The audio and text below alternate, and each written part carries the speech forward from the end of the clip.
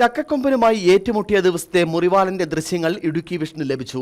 August 21-ാം തീയതി പകർത്തിയ ദൃശ്യങ്ങളാണ് ലഭിച്ചത്. ഏറ്റുമുട്ടലിന് ശേഷം കൃത്യം 10 ദിവസങ്ങൾക്ക് ശേഷമാണ് കാട്ടാന ചരിഞ്ഞത്.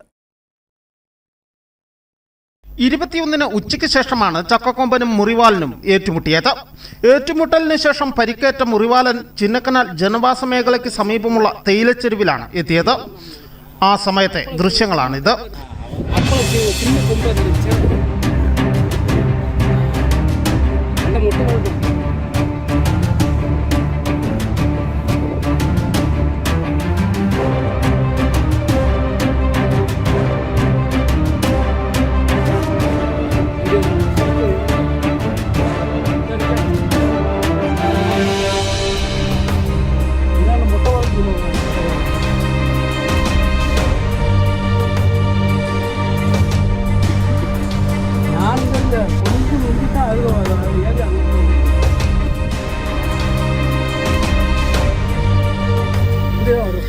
വനംവകുപ്പ് ഉദ്യോഗസ്ഥർ പകർത്തിയതാണ് ദൃശ്യങ്ങൾ.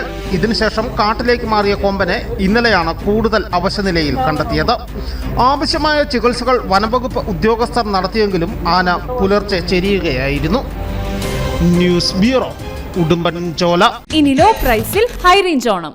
ഏറ്റവും പുതിയ കളക്ഷൻസ് ഏറ്റവും കുറഞ്ഞ വിലയിൽ. High range home appliances.